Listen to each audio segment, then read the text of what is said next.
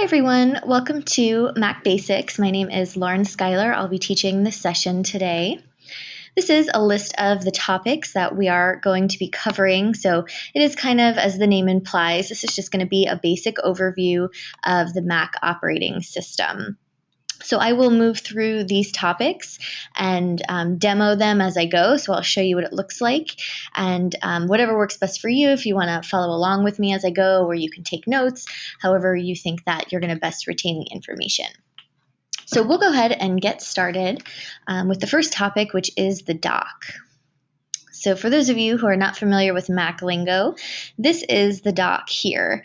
I prefer to have mine on the left side of the screen, but the default setting is for it to be stretched across the bottom of the screen. So that's where you might be seeing it. And you also have the option to move it to the right side of the screen too if you want. So this is just personal preference. You can change the size and appearance of the dock, and you can also change the different icons that you're seeing on the dock. So before we get into that, just a few words about the dock. A good thing to remember is the dock is kind of like a shortcuts menu. So just because you don't see an application on the dock, it doesn't mean that you can't access it from somewhere else. And with that in mind, I think a good rule of thumb is that you should only have things on the dock that you're going to be using on a daily basis and things that you kind of need quick access to. It doesn't really need to be cluttered with every application that you have on your computer because you won't be using every application every day. So with that being said, let's talk a little bit about how to customize this. So you can do that from System Preferences, and you can get there from two ways. The first way is this little gearbox icon here will take you to System Preferences. And also, if you prefer, if you go to the Apple menu at the top, and then you can select System Preferences from there as well.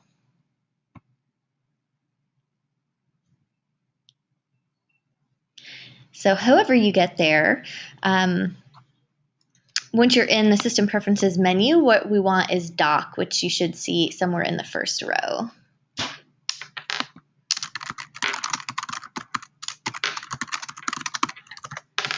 So from here, we have a couple of different options.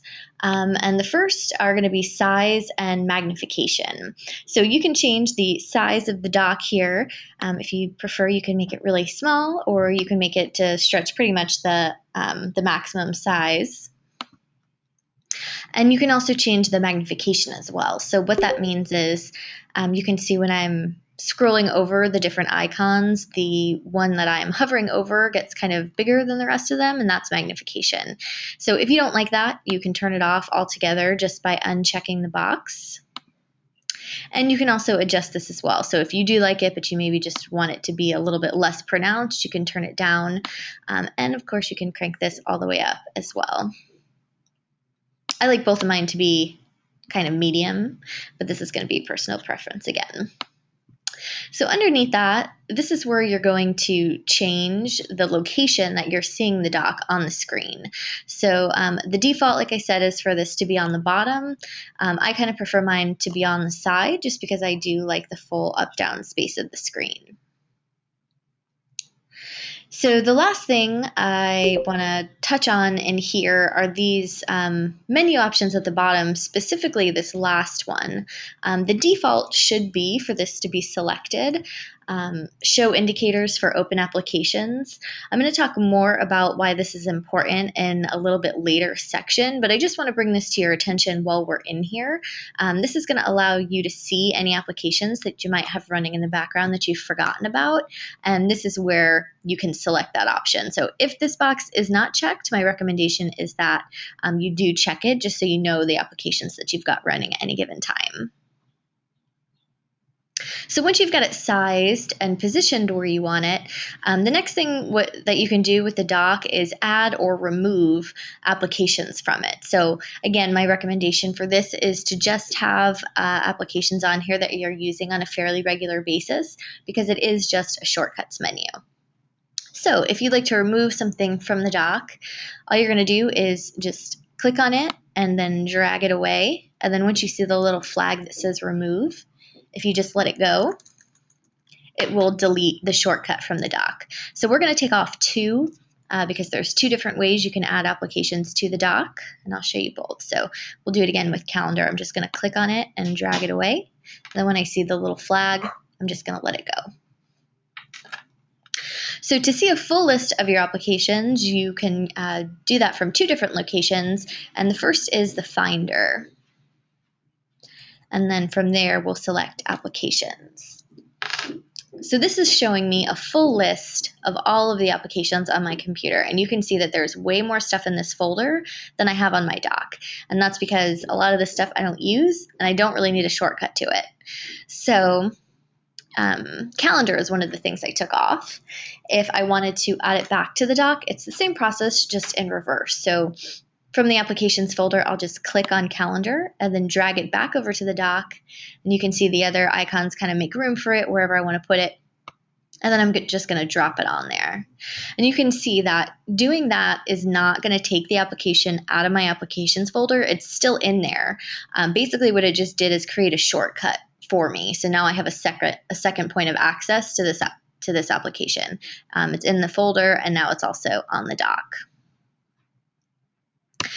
So the second way you can see the different applications on your computer is through the Launchpad. And this is just kind of a more visual representation. So this is the Launchpad here, this rocket ship icon. You guys should see it on the dock, should be there by default.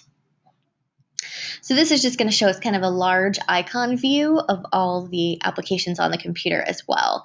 If you're seeing these three dots at the bottom, it means, or any dots, I have 3 pages, but you might have more or less. But what this is telling me is that I have multiple pages of applications. So they don't all fit on the same page. So if I want to scroll through to see all of them, I'll just take 2 fingers on the trackpad and move them from right to left. And that's going to allow me to kind of flip the page and be able to see the additional applications that are not fitting on this first screen. So the other thing I took off was iTunes, and the same thing from the Launchpad. It's the same process. I'm just going to click and drag it over and then just drop it where I want it on the dock. And you can see it's also still on the Launchpad as well. It's just made a copy of that icon and put it in the dock for me there.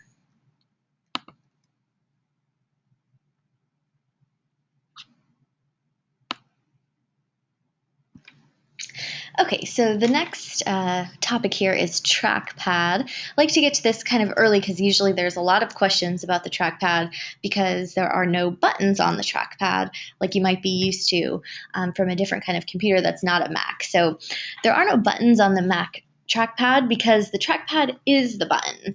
And also it's a multi-directional trackpad. So what that means is a lot of the same gestures that you're used to using on your smartphone, or maybe you have a tablet that you use at home, you're going to be able to use those same gestures on your trackpad.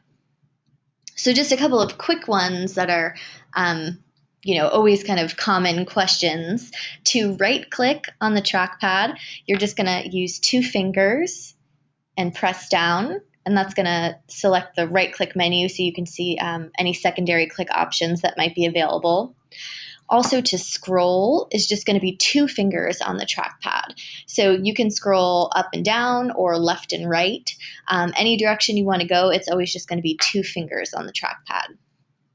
So those are kind of the more everyday trackpad features that you're going to use. But if you want to see the full capability of the trackpad, you can do that in System Preferences. So we're just going to go back there.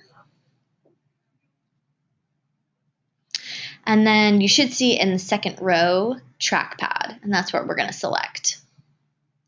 So this is going to allow you to see the full capability of the trackpad. You can see there's a ton of features. If you don't like one of these features, you can turn them off just by deselecting it. But the cool thing about the trackpad menu is if you go to these different areas, on the left-hand side, it's going to kind of verbally explain what the feature is. But on the right-hand side, it's giving me a tutorial so you can see what it actually looks like. And any of these things, like I said, can be turned off if you don't find them useful, or if you feel like you're maybe accidentally using a feature just because you're not used to the trackpad yet. You can turn it off for now until you kind of get used to the new feel of it. So there's a bunch of options in here. The only thing I want to point out, because I get a lot of questions about it, is this first option here under the point and click menu, the tap to click. So what that means is the default for this, first, let me say, is for this not to be selected. So what that means is you'll have to press on the trackpad until you hear a click. But with the tap to click, you just kind of, as the name says, you just kind of tap on it, and that's going to allow you to select without pushing down until you hear that click. So a lot of people want to turn that on, but they don't know where it is, and that's the feature here, this first one under point and click.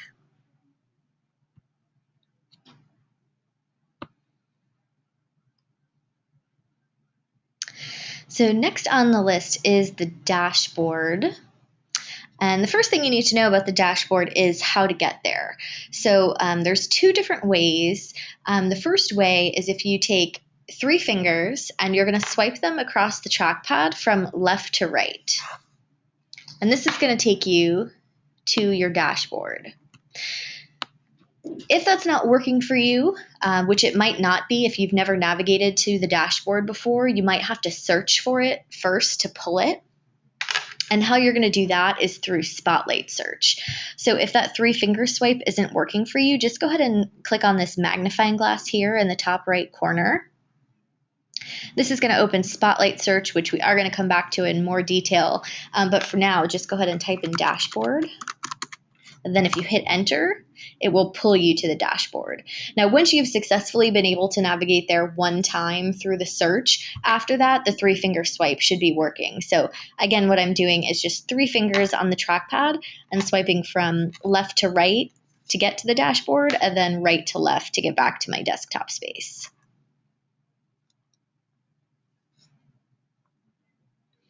So this is the dashboard, and the dashboard is kind of like a permanent storage space for different widgets that you might want to use on your computer. So the dashboard is always here. It's kind of always running in the background, and it really has no effect on your main desktop space. And also the reverse of that is true, that your main desktop space doesn't have any effect on your dashboard either. And you can't put things on the dashboard that you would normally have on your desktop space. So for these widgets, if you want to see more options that are available, you can use this plus sign at the bottom left. And this is going to pull up, these are widgets that are preloaded on here. So if you want to add something from here, it's as simple as just clicking on it, and then it will add it to your dashboard. Anything you have on here, when you hover over it that has a little eye at the bottom, it's a changeable or editable widget. So like in the example of the sticky note, it does function as an actual sticky note, so I can use this to take notes. And if I navigate away and then come back, it's going to save automatically and it's still going to be there.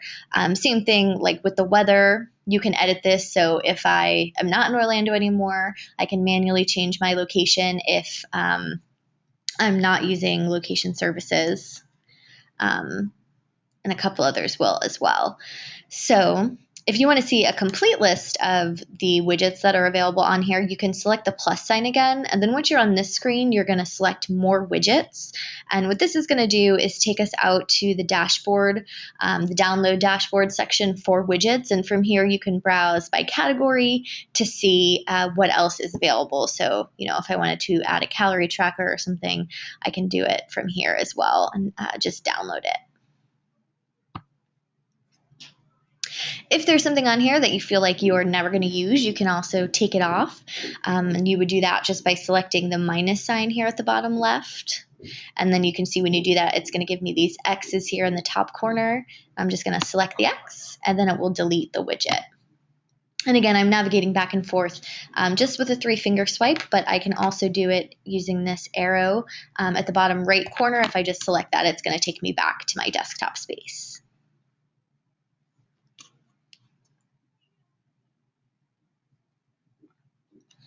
Our next topic is mission control.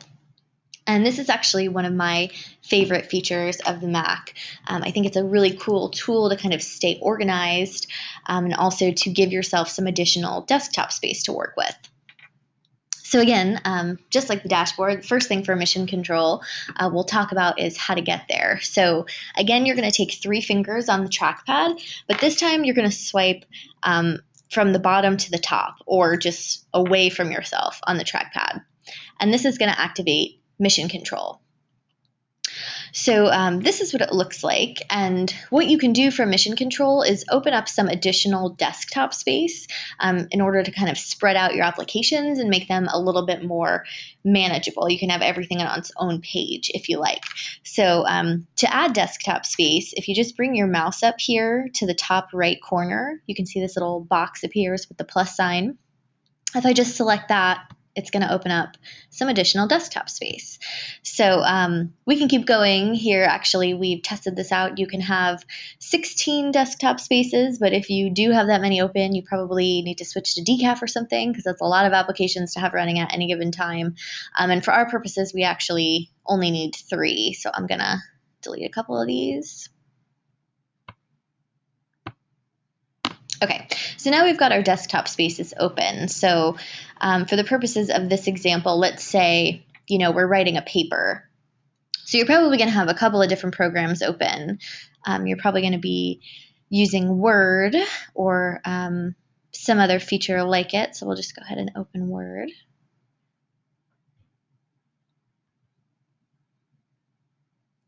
And then probably doing some research as well. So we've got Safari open. And maybe we're listening to some music too, so we'll open iTunes. So you can see the desktop space can get cluttered really quickly. And as things open, they're kind of overlapping and hiding the objects behind them. And you can't really access more than one window at a time unless you kind of size them and shrink them down really small. And then for me, that can be kind of hard to see. So the first cool thing about mission control, even if you're not planning on using it to use separate desktop spaces, when you activate, it pulls everything off of each other. So this is allowing me to see all of the active programs that I have open at this time. And the second cool thing, and really what it is intended for, is from this view, I can assign each of these applications its own desktop space. So we'll leave Word on the first one. But if I want to move Safari to the second one, I'm just going to click and drag it up to desktop 2 and then drop it on there. And iTunes, if I want to move it to desktop 3, I'm just going to click and drag it up.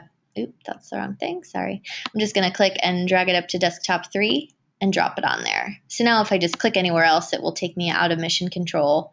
And now if I use 3 fingers again on the trackpad, but this time I'm going to go from left to right, you can see that Word is the only thing I've got open on this first desktop space. My Safari window is the only thing I've got on the second. And iTunes is the only thing I've got on the third.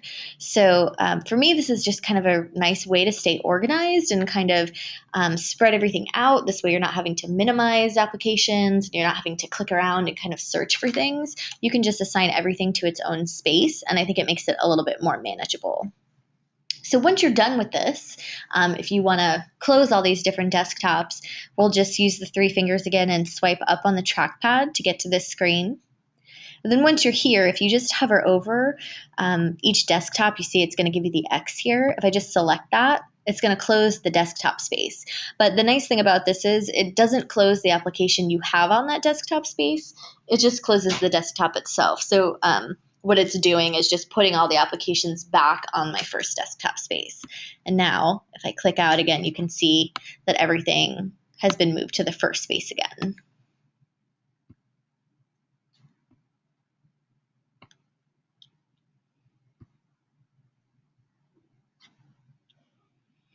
All right, so we're going to go back to the Finder. We were there briefly before. And again, the Finder is this little blue kind of face icon here.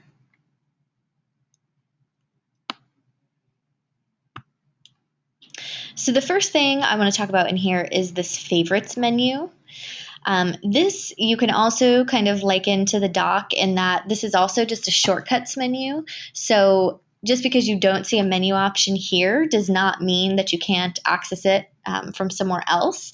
And same thing here, you can add or remove menu options based on what you think you're going to actually use. So you might have more or less on your favorites than I have on mine, and it's because I have taken a couple things off that I just don't use, and I don't need a shortcut to them because I never use them. So if you want to kind of play around and see the menu options that you might not have selected, you can do it from Finder Preferences.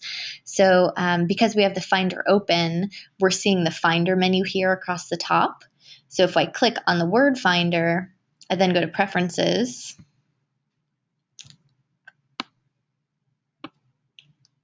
And from here, we'll select Sidebar from the top. And now you can see this is kind of mirroring this. It's showing me the different menu options that are available for the favorites bar here. So if you wanted to add something, you just click on it and it will appear in the Finder. And if you want to take anything off, you would just deselect it. So just click on it again so the check mark disappears. So these are all just kind of personal preference, but the one thing in here I do want to bring your attention to is the Downloads folder. If this is not checked for whatever reason, go ahead and check it because anytime you download something, unless you tell it to go somewhere else, it's always going to go to the Downloads folder. So it's really nice to have access to it in just kind of one click from the Finder versus having to find it in some other way. And, you know, I've been there, I try to download something and I have no idea where it's going, and I click download 6 times, and then I finally figure out it's in the downloads folder and I have 6 copies of it in there. So anytime you download something, unless you tell it to go somewhere else, it's going to the downloads folder. So it's a good idea to have that as a favorite in your Finder just so it's a little bit easier to get to.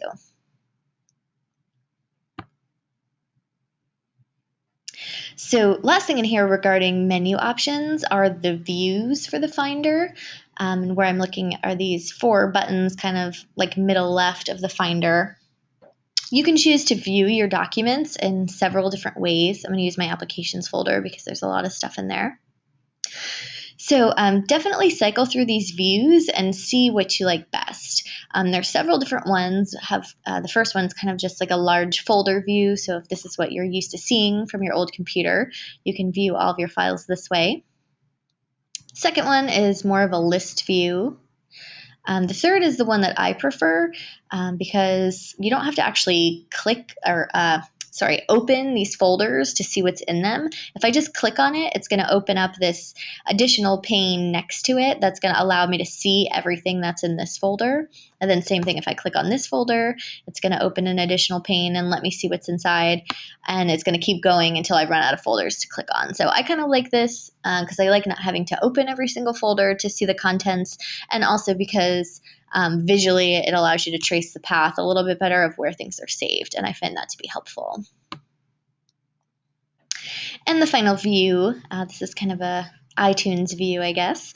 You have 2 different options here. So these large icons at the top, if you take 2 fingers, you can scroll right to left or left to right across the trackpad. And this is going to allow me to filter through the icons at the top. And you can see as I'm doing that, it's also going to highlight here at the bottom whichever application is in the forefront. And then the second option from this view, if I move my mouse down to this bottom section, I can also use 2 fingers on the trackpad, but now I'm going to scroll up and down. And then same thing, if I click on something, it's going to pull it up to the forefront at the top here. So whatever you prefer, Finder is going to learn your preferences. So whatever view you were using most recently when you close the Finder and you open it again, it's going to default to that view for that particular folder. So it defaulted to this view because that's what I was looking at last before I was in my applications folder. But then within my applications folder, this is the view I was using last. So it will learn your preferences for each folder individually, or they could all open to the same thing as well. And that's something that you can just kind of play around with and see what you prefer.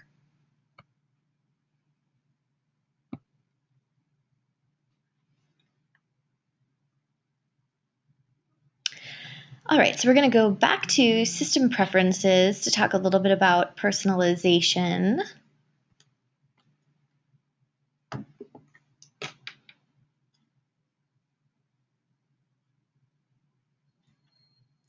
And then from here, we're going to select Desktop and Screensaver.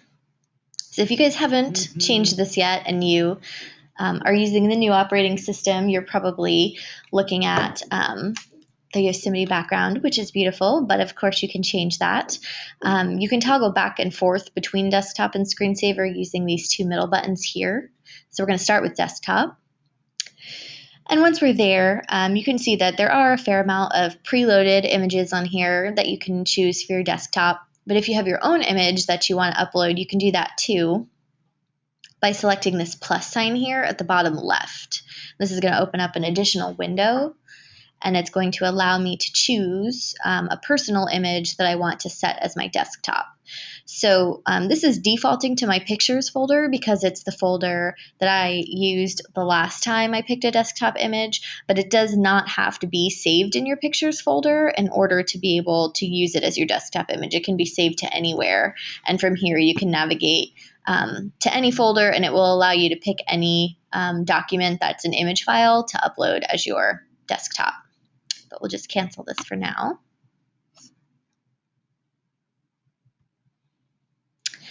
So next to that is Screensaver. There's a couple different options for Screensaver. I prefer the iTunes Artwork Screensaver, which I'm going to show you in a second. But really, I go into the Screensaver to take the opportunity to show you guys hot corners, which I think is another really cool feature of the Mac as well. So from Screensaver, if you select hot corners, you should see it in the bottom right. This is going to pull up an additional menu here. And what this is going to allow us to do is set hot corners for our screen. So what hot corners is basically is a way to force on certain functionalities or applications just by moving your mouse to a certain corner of the screen. So for example, because I already have this set, I have my bottom left corner set to start my screensaver. So what that means is when I bring my mouse down to the bottom left of the screen, it's going to activate my screensaver. So, you know, I don't have to wait until I am idle for long enough for it to come on. It's just going to come on when I move my mouse to that corner. And while we're here, this is the iTunes Artwork Screensaver. This one is pretty cool because it's an active screensaver. So what that means is you can play music directly from here. What it's doing is cycling through the album artwork for everything that's in my iTunes account, and it's going to shuffle them through. You can see the tiles are kind of turning and it's going through the different albums, and then I can play them directly from here too. I don't have to go to iTunes to change the song or anything. I can just do it directly from the screensaver. So that's kind of a fun feature. But because it is active, moving the mouse is not going to be enough to get you out of here. So you can either hit escape or the space bar, or you can use the exit option at the bottom right. So if we go back to hot corners and just select a different corner, you can see there's a bunch of different options. So say for mission control, if you didn't like the 3-finger swipe, you could set a hot corner to activate it instead. Or if you wanted to use a hot corner to get to your notification center, there's all different kinds of things. So you guys can just kind of play around with these and see what you like best. For me, I only have one corner set just because I feel like when I have them all set, I'm always accidentally turning stuff on. But if you want to have all 4 corners set, you absolutely can do that as well.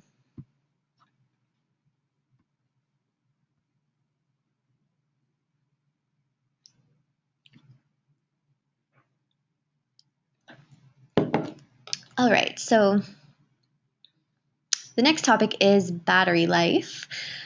These machines do have an awesome battery life just by their nature, but there are definitely certain things that you can do to kind of help it along, especially if you're in a situation where you forgot your charger and you're getting kind of low on juice. You can do certain things to kind of preserve it for a little bit longer. So the first thing we're going to talk about is applications running in the background. And I kind of talked about this before when we were in the preferences for the dock, but I'm going to talk about it in greater detail now. So with that, on a Mac, selecting the red X when you close a window is not enough to quit a program. It's not like, a PC when you're done using a program, you just select the red X and then it quits out of the program and that's it. With a Mac, the red X, in most cases, all it's doing is closing the window, but the program is still running in the background. And how I can see what's still running is anything in the dock that has this little dot next to it is an application that, even though it's not open, is still running in the background. So, before, when I showed you Mission Control, I opened Safari, iTunes, and also Word, and I didn't quit out of them. I just selected the red X. And so these 3 programs have been running in the background since we talked about Mission Control, but I'm not actually using them. And all that's doing is draining my battery life, and I don't really need to have them open if I'm not using them. So there are 3 different ways to quit out of a program on a Mac. So let's bring up Safari again.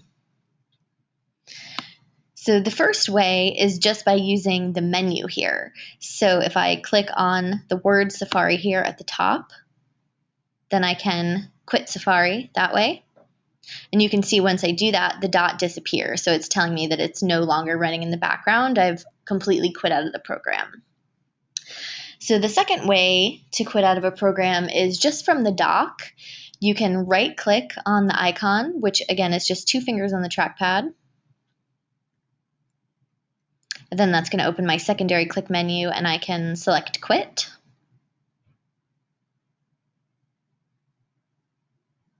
And then the third way, if you're a fan of hotkeys, which I am, the hotkey to quit using the keys is going to be Command Q. So those are the 3 different ways that you have to quit out of a program. And it kind of takes a while to get in the habit of doing that, but just make sure whenever you're done using an application that you try to do that, and that's a good way to kind of establish the habit so that you get used to it. So a few other things that can contribute to your battery are your screen and key brightness. Specifically, your screen brightness is actually the #1 factor that contributes to draining your battery. So you can adjust that if you need to. By using the keyboard here, we're going to select F1 to turn the screen brightness down. And then F2 is going to turn it back up. And then if you'd like to adjust the key brightness, F5 is going to turn that down. And then F6 is going to turn it back up.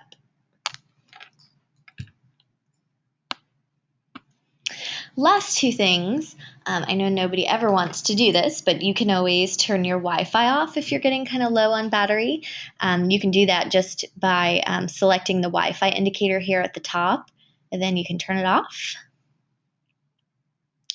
And then the second thing also that you can turn off is Bluetooth, which is right next to it.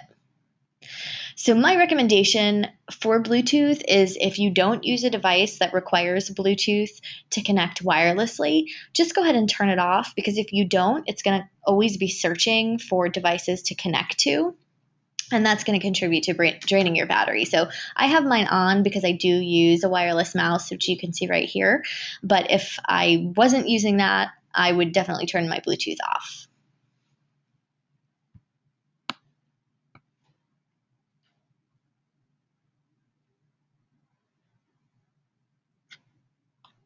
All right, so next is preview. So anytime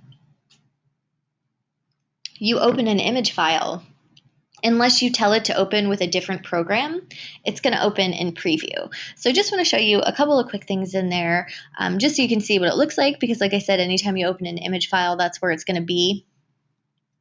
And also because you can do a couple of little edits to photos in preview. It's not going to be Photoshop quality, of course, but there are certain things that you can do, especially if you're in a program where you're maybe not getting software to edit photos and you needed to do that. You could do it directly from preview.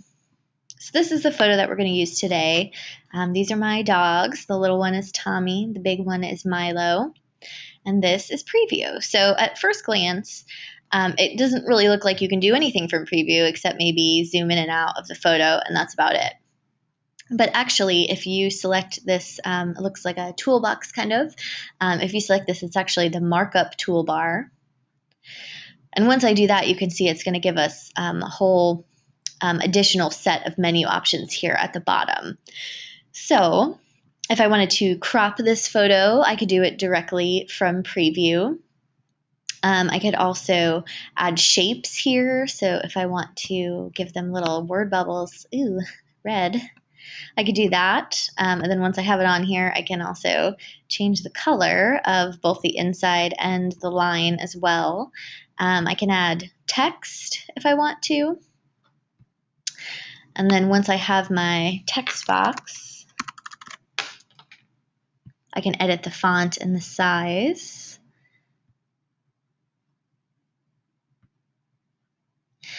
Also from here, I can adjust the color if I need to. So if I want to change the exposure, I can do that, or adjust the contrast or the saturation or tint of the photo, anything like that. I can, maybe I want to make this look like an old photo. I can add the sepia effect from here.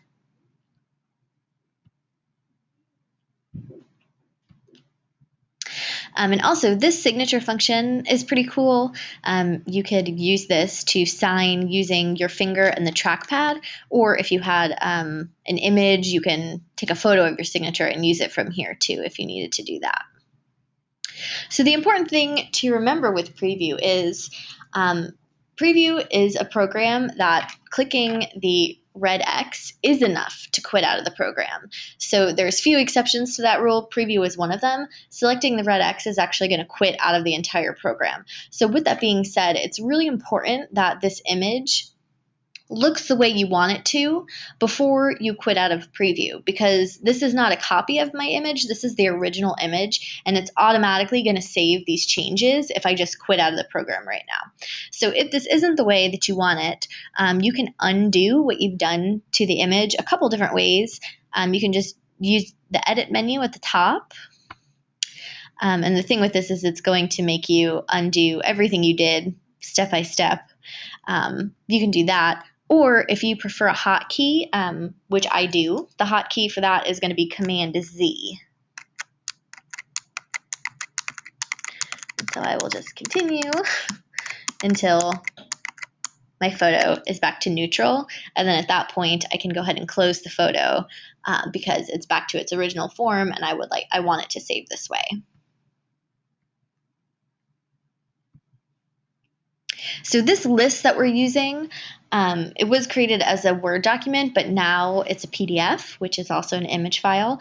So when you have an image file that contains text, like this one does, you do have an additional option for editing as well. So I don't know if you noticed, but when I had up the image of my dogs, this little pen tool here was grayed out, so it wasn't going to let me use it because there was no text on the original image. But this image does have text, and so we have a couple of different options that we can use to edit this as well. So if I select this down arrow, it's going to let me highlight the text, underline it, or I can use the strike through tool as well. And this, again, you'll only see if you have text on your image. So let's use the strike through tool. And this will just help us keep track a little bit better of where we are on the list. And how I'm doing this is just clicking and dragging to highlight the area, and then when I let it go, it's going to apply the strike through. All right, so next is Notes. And Notes is an application that you should see in your doc, but if you don't see it there, you can get to it from the Finder as well.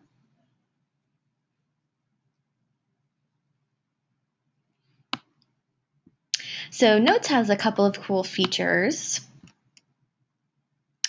The first thing I want to point out about Notes is whatever you type in this first line of your note is going to become the subject line of the note. So it's important that you don't just start typing your whole paragraph without any interruption, because if you do that, then the entire thing is going to be the subject line. So for this one, I'll just type my subject line and then give myself a space. This way, that to do is the only information in the subject line. If I want to add a note, I'm going to use this little pen and paper icon to do that. And then let's get one more in here. So Notes is a good tool for a couple of reasons. The first, I like it because it's kind of a nice way to just take some light notes. So if you don't need to open a full Word document, or you just need to take a couple of quick notes about something, or maybe update your grocery list or something, you can do it from Notes. The second reason I really like it is because if you are using iCloud and you're syncing across multiple devices, Notes is going to sync too. So any notes that you take on your phone, you'll be able to access from your laptop and any other device that's also syncing. You don't necessarily have to have the device in which the note was created to be able to access it, which is really nice.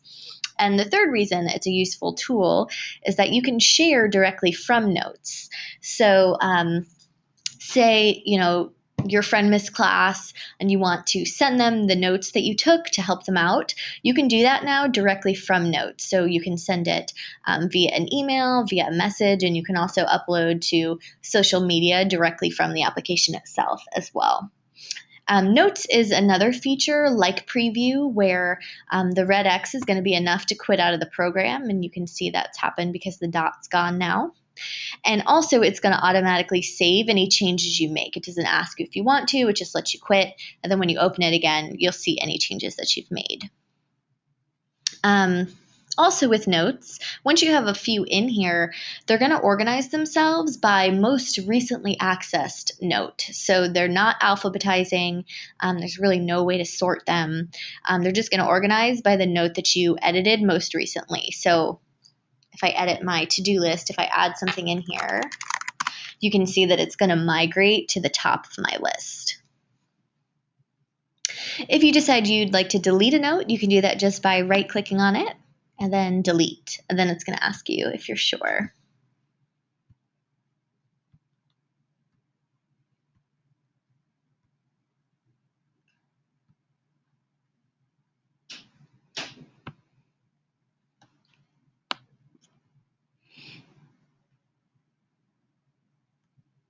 All right, next is Calendar, which is also an application that you should see on your dock. So I think that the calendar is a really useful tool, and especially for you guys in school, I think it's a really good way to stay organized and kind of help keep you on track. So first thing, if we select this calendars button here, it's going to open up this little window, which is going to allow us to set basically different categories for the events that you're seeing on your calendar. So Mac calls it calendars. So you have a work calendar and a home calendar and, a personal calendar or whatever else you have on here. But I think an easier way to think of it is these are just different categories. They're all technically on the same calendar unless you deselect it here. So just to show you what that means, you should see a few default categories here already. But if you're not going to use them, you don't have to delete them. You can just go ahead and change the name of them if you want to. So you'll do that by clicking once to highlight the title, and then if you just click again, then you can just go ahead and change the name. If you run out of preset calendars, you can add one by going to the top to File, and then New Calendar. And then from here, you can change the color if you want to. So if you right-click on any of these, you can change the color here at the bottom. And you can also delete from here as well, just by right-clicking and then delete. With the delete function, it's not just going to delete the category, it's also going to delete any event you have associated with that category. So it's really important that you just make sure you don't need anything in that color before you delete it, because once you do, it's going to take it all with it, then that's it. Also, if you feel like this is starting to get a little bit cluttered, you can choose to view just one category at a time. So I don't have anything in personal, but say I just want to get rid of US holidays, I can do that just by unchecking it, and then it's going to pull the holidays off the calendar.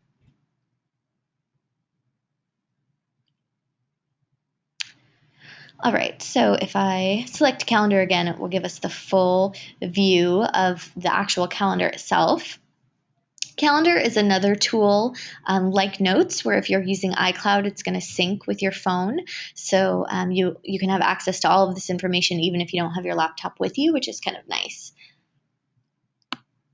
So regarding the calendar itself, if you would like to add an event, you can do it one of two ways. You can either use this plus sign here, but I think the easier way to do it is just to double click on the day you'd like to add it. And then once you do that, it's going to open up this window here that's going to allow me to name it and make any adjustments. So, oops. So it is going to start to suggest things for you once you use this a little bit. So you can either choose the suggestion or not. I'm going to just click on it to choose it because 12 to 1 looks good for lunch. But if I wanted to change that, I can just click on this middle section here, and then I can just choose from the drop down. Maybe it's a long lunch.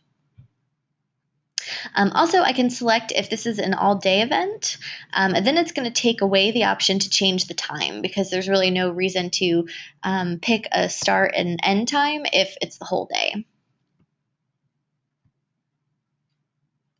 Also from here, the repeat function I think is very handy, especially for things like birthdays and anniversaries and anything we're prone to writing down one year and then forgetting about every subsequent year. Once you put the event in there, just go ahead and set it to repeat every year. And then what that's going to do is add it to your calendar, for 2016, 2017, for as long as you're using it. So I feel like that's a really helpful tool as well.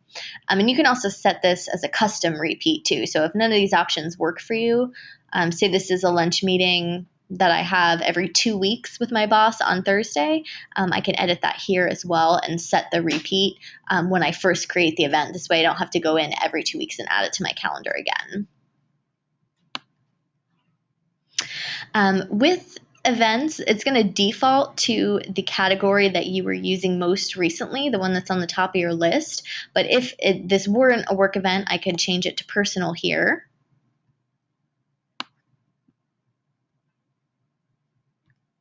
And then also, last thing I want to point out is alerts. You can set alerts at various intervals as the event is approaching. And with the alerts, if you set them on your laptop, you're also going to receive them on your phone if you're using iCloud. So that's kind of nice. Again, you don't necessarily have to have your computer with you in order to have access to this information. So whenever we're done, we're just going to click somewhere else and it's going to save my note. Or my event, sorry. And from here, anything with a little dot next to it has a start and end time, and anything that's in this solid block of color here is an all-day event, so that's how you can tell the difference. If this starts to get a little bit cluttered, you can also change the views at the top. And this will just kind of allow you to see a more detailed description of the day or the week. Also with the month, if you have more than 4 events on any given day, you're not going to be able to see them from this view. So if you're having that issue, try to troubleshoot a little bit and select the different views to see if that helps. If you want to delete an event, you can do that just by right-clicking on it and then delete.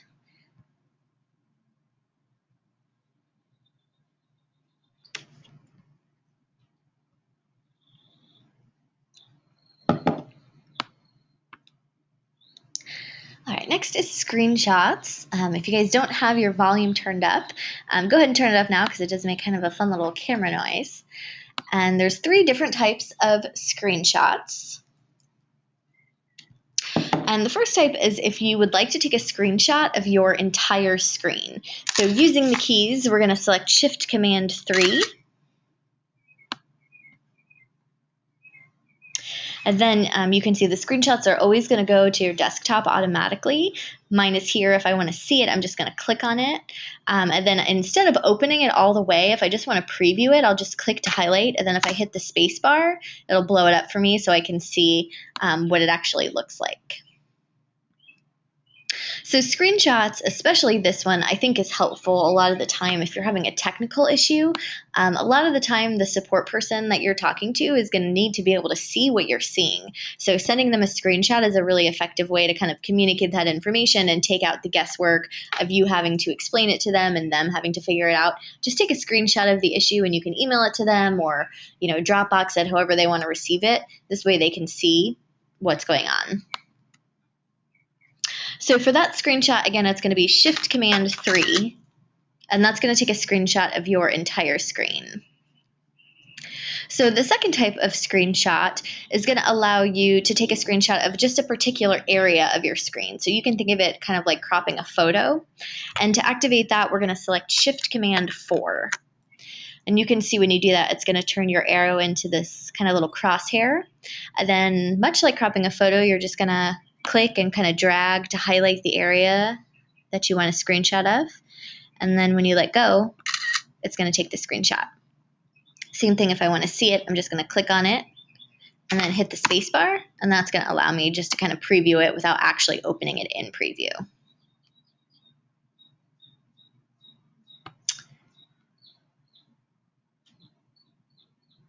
All right, and the third type of screenshot you would use if you have multiple windows open and maybe you don't want to minimize the windows to kind of get them out of the way, there's a special type of screenshot for that as well. So let me open a couple of different ones here.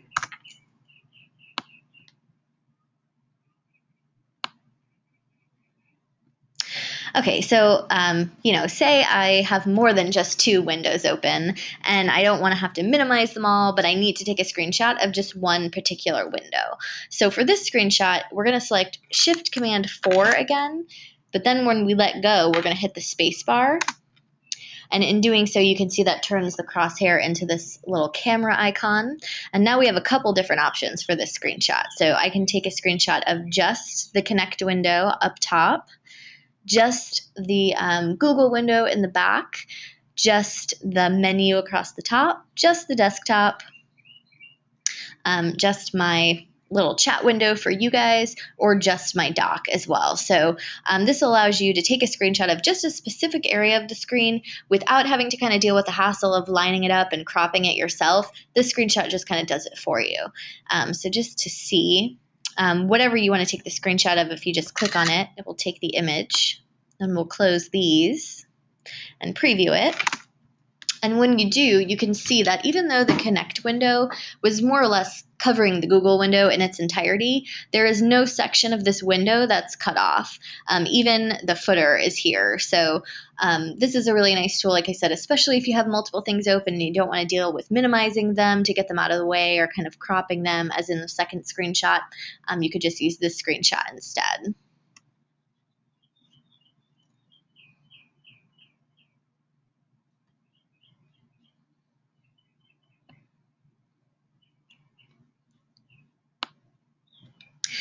In keeping with the photo theme, the next topic is going to be photo booth.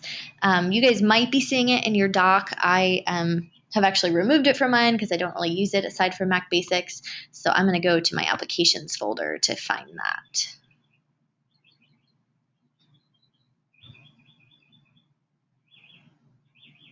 Oh, here it is. Okay. So if you guys have kids, I don't recommend that you let them see you play with photo booth, because if you do, you will never get your laptop back.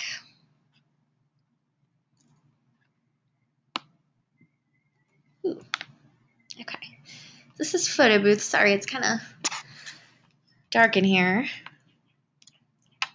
but you get the idea. Okay, so this is photo booth. It is just fun, first of all, but also it's a useful tool as well. You can use this, if you just need to maybe update your profile photo on Connect or something like that, and you don't want to have to take your photo on a separate device and then upload it or send it to yourself on your laptop or whatever. You can just use photo booth to do that. So there's a couple different modes, and where I'm looking to see that are these 3 options here at the bottom left. So I'm in the middle option right now, which is going to just take a single still photo. So when I'm ready, if I just select the red camera, it's going to give me a countdown, and then take my photo. So you can see that once it takes the photo, it's going to automatically render it and drop it down here. If you want to see it, you can just click on it, and then you can also delete it from here as well just by selecting the X. So the second mode within Photo Booth is kind of how Photo Booth gets its name. It's going to take 4 quick photos. So same thing, when you're ready, you're going to select the camera. It'll give you a countdown, and then this time it's going to take 1, 2, 3, 4 quick photos. I always kind of mess the timing of that up, but you get the idea. And then same thing, if I want to see it, I'll just click on it, and then I can delete it from here as well. And the last thing you can do within Photo Booth is take videos. So that's going to be the option all the way here on the right. So this is useful, if you maybe have to do an interview project, or, make a short video for class and you don't have access to a video camera, or again, you don't want to have to take it on a separate device and then upload it. You could just do it from Photo Booth as well. So same thing, when we're ready, the camera button is now just a video camera, but the concept is the same. It's going to give us the countdown, and then it's going to start recording. And once it does, it's also going to give us a timer here so you know how long you've run.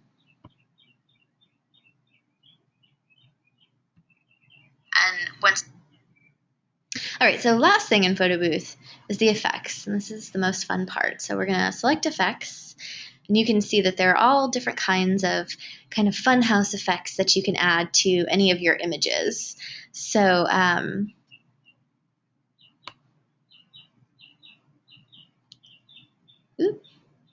frozen, wait for it. Okay, so because it is kind of dark in here, the effects are not really going to work that well, but let's just use comic book, because you can kind of see me still. Not really. But anyway, whatever effect you choose, it's going to add it to your photo. This is too dark.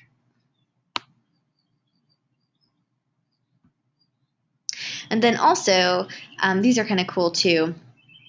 On the second to last page of effects, there's a background section. So this is going to allow you to take a photo as if you were in front of this particular background. So because it is kind of dark in here, it's not really going to work that well for me. But if you did want to do this at home, you just want to make sure that the wall behind you is white and preferably blank, because it's going to work the best if there's not a lot of stuff behind you. We'll do the hologram just so you can see it. But once you select a background and you're ready to take the photo, it's going to ask you to step out of the frame. And what that's doing is memorizing what's happening on the wall behind me. And then when it's detected my background, you can go ahead and step back into the frame. And then it's going to allow you to use this effect on your photo. So this actually isn't that bad considering there's photos and stuff behind me, but a lot of the time if the wall is not blank behind you, it's going to kind of cut out your image a little bit in the pattern of whatever was behind you. But this is kind of working, so we'll take the photo with this. Oh, what happened to my teeth in that one? That's terrible. So anyway, you guys get the idea. This is Photo Booth.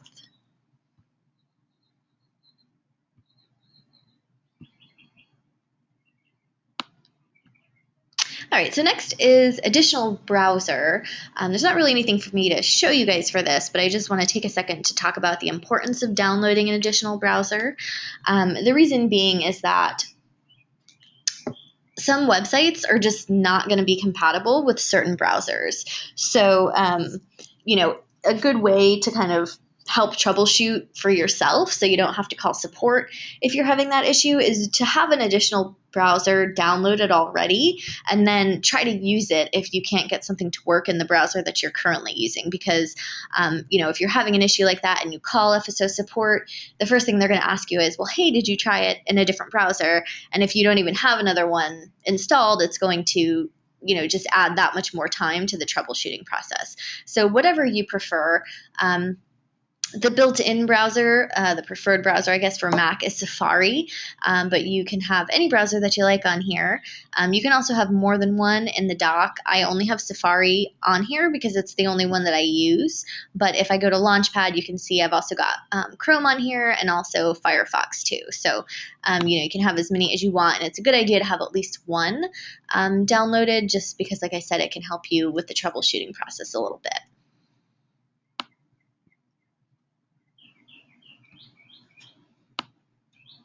All right, so we're going to talk about the last few menu options here at the top right of the screen.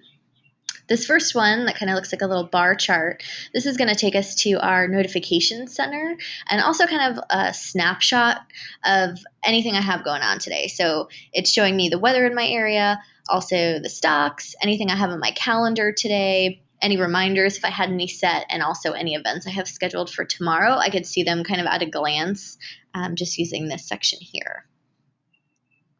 Next to that is Spotlight Search. And we were here briefly before, but Spotlight Search is a way to help you find documents and applications on your computer.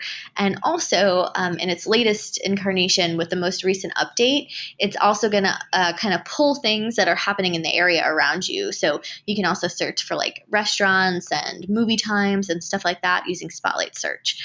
You can edit the features that it is capable of in system preferences if you don't want it to do that. Really, what I use it for predominantly is to find stuff on my computer. So this would be useful, for example, if you, were up until 4 a.m. working on a project and you save it and close it, and then the next morning when you need to access it again, you have no idea where you've saved it to. So Spotlight Search can help you find it as long as you can remember some keywords that are associated with the project. Also, Spotlight Search can help you find applications on your computer. So if you can't find it, or you're just like, man, I don't feel like browsing through my applications folder, you can use Spotlight Search also to help you find an application. So for this, if I just wanted to open Word maybe and I didn't feel like going through my folder, I could just type in Word, and Spotlight Search is going to immediately pull all of the documents on my computer and anything that I've even looked at recently on the internet that has the word Word in it. So what this is doing is taking pretty much an immediate index of all the files on my computer. So the top hit is Microsoft Word, which is what I want, but just so you guys can see, it's going through all of my different folders. It's pulled the definition of the word Word for me. Also anything in system preferences, any documents that I have, anything in my email, any images, any web pages I've been to recently. It's taking a complete index of the word Word as it relates to my computer. So that's pretty cool. It's a nice way to find stuff. And also, as far as applications go and files too, you can also launch them directly from here. So if I just double click on it, it's going to open Word for me.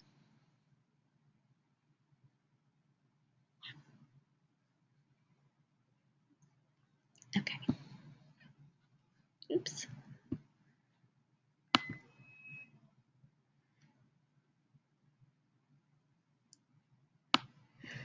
Okay, so next to Spotlight Search is your battery indicator. If you'd like to be able to see the percentage, which I recommend because it's kind of hard to see how much of a charge you have with it just being colored in like that. So you just click on the battery and then select Show Percentage.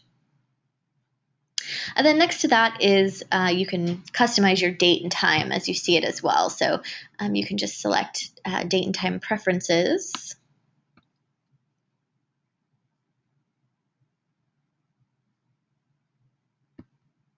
So from here, if you ever needed to manually update the date and time or change your time zone, you could do it from here. And you can also customize the way your clock appears too. So, your class schedules are in 24-hour time. If you would like your clock to also reflect that, you can choose that option. You can also add seconds to the time, or you can change it to analog, which I don't recommend because it's really small and it's hard to see what time it actually is.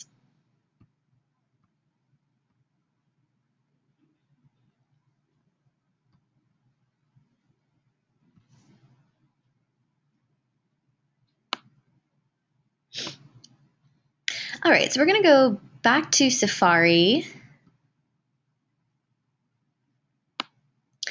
which, if you guys don't like Safari, you never have to use it again, but we do just kind of go over it because, like I said, it is the built-in preferred browser for Mac. So just going to talk about a couple different things regarding customizing it and also navigating Safari as well. So regarding your home page, if you haven't changed it yet, it's probably opening to the Apple website. So really your homepage should be a page that you're navigating to frequently. So for you guys, Connect would be a good idea for your homepage, but really it can be whatever you want. So if you did want to change that, you would just select Safari at the top, and then we're going to select Preferences. And it should be defaulting to the General tab, but if it's not, you can just click on it here at the top. So the home page should be highlighted in the middle. If you'd like to change it, you can manually type the page address over it, or what I think is easier is if you actually open the page and then go to Preferences, you can just select Set to Current Page, and what that's going to do is just automatically populate that page address in the home page section, which just kind of cuts down on the margin for human error of actually having to type it in yourself. From here, you can also change the page that a new window or a new tab open with. I have mine all set to open to my home page, but you have a couple different options for what those are going to open to as well.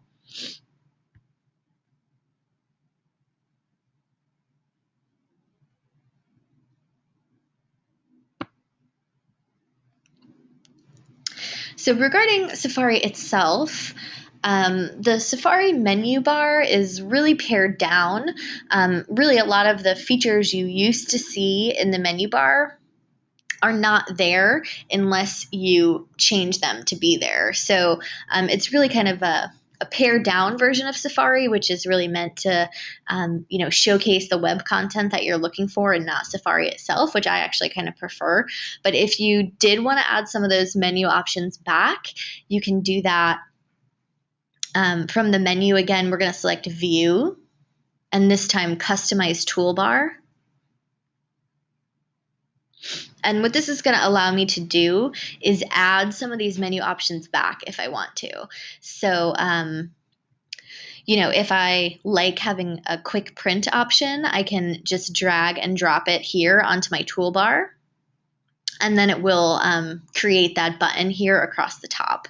So, this is going to be totally personal preference, and everyone's toolbars are probably going to end up looking different after you guys customize it the way that you want it. But just know that, you're not confined to just what you see up here. You can add stuff. If there's something missing that you're used to using, you can just add it to your toolbar from that menu.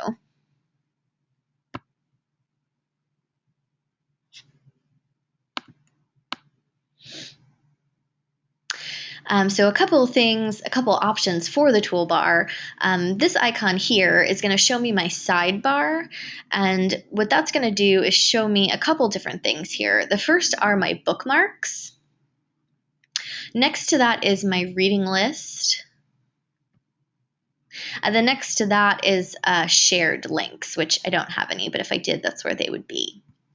So the difference to me is a bookmark is a page that you're going to be navigating to frequently, and that you're going to all the time. So like Connect, if it wasn't your homepage, you could set it as a bookmark. A reading list to me is an article that I'm interested in, but maybe I don't have time to read it right now.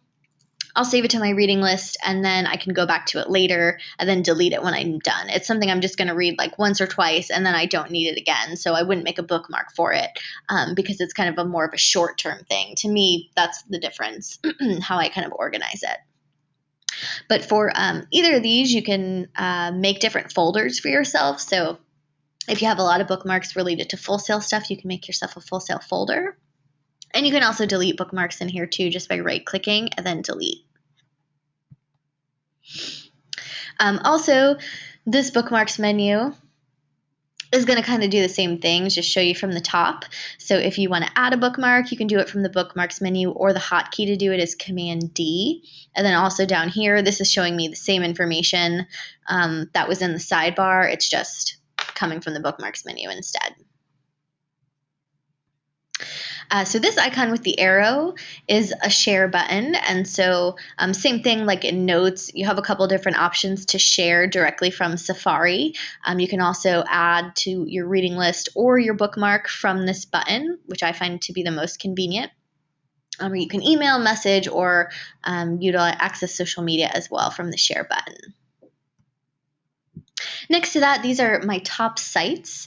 So these are not true bookmarks because I didn't set them. These are just sites that the computer is recognizing that I navigate to frequently. And so it's kind of temporarily saving them for me.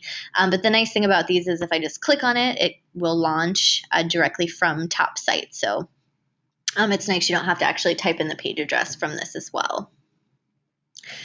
So next to that, the address bar is an address bar, but it's also a Google bar. So if you type something in here that's not a page address, what it's going to do is Google the phrase for you. Underneath that, these are also some things that used to be part of the menu across the bottom, but now they're just saved within the address bar. So same thing for any of these. If I click on them, it will launch it.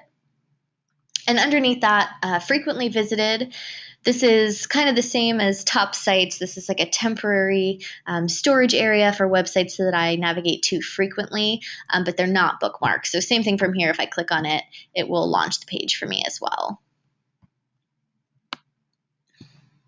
Last couple of things. This plus sign here is going to open a new tab for me, which you can also do from the top, File, New Tab. But I think it's easier just to utilize the plus sign. And then above that, this is going to show me all of the tabs that I have open. So you can kind of see them stretching across the top, but if you have like a bunch of tabs open and it gets kind of hard to see what the titles are, and also it will start to cut them off eventually, if you use this, it's going to allow you to see all of the windows that you've got open.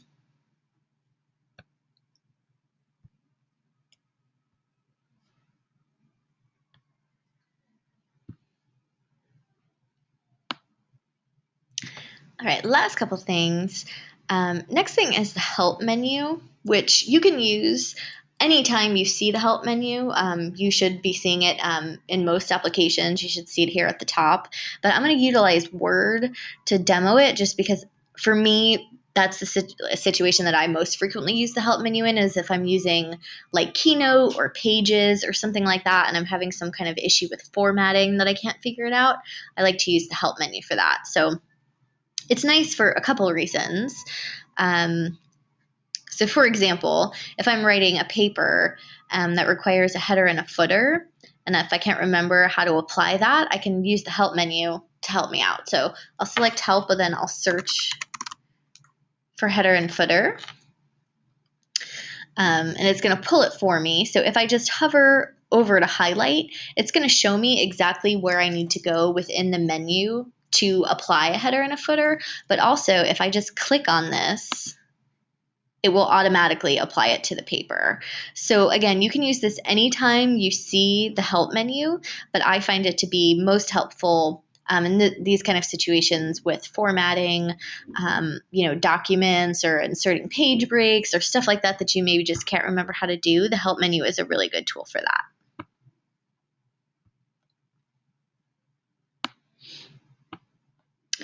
Messages. There's also not really much for me to show you guys for this, but I just want to talk about messaging. These two little word bubbles this is the icon for messages. And I definitely recommend that you use some kind of messaging program, even if it's just AIM, especially if you're an online student, because it's a really nice way just to kind of stay connected with the people on campus and also your fellow classmates. A lot of your instructors are going to use iChat. Some student advisors do. So it's a really nice way to just kind of stay connected, and it's an additional avenue that you guys have to contact people. So if you don't have anything set up in here yet, if you just click on the messaging icon, the setup wizard will start and it will walk you through the whole setup process. But if you have issues with it, you can always contact FSO support and they can help you out as well. Last thing, open close. This is referring to the actual machine itself. When you are done using these laptops, just close them. You don't need to shut them down. You don't need to turn them off. You don't need to put them to sleep. It actually takes more battery power and it causes more wear and tear on the battery to shut it down or put it to sleep when you're done using it versus just closing the lid when you're done. It's going to automatically put itself into a state where it's using very little battery power when you do that. You can actually close the lid, walk away from it for 30 days, and when you come back, you'll still have battery life because it goes into a mode itself called standby where it's using very little power. So when you guys are done using these machines, just close the lid. There really are no additional steps that you need to take. And like I said, it's actually more healthy for your battery to do that versus shutting it down every time you're done. So this is my email address. If you guys ever have any questions, you can email me at lschuyler@fullsail.com.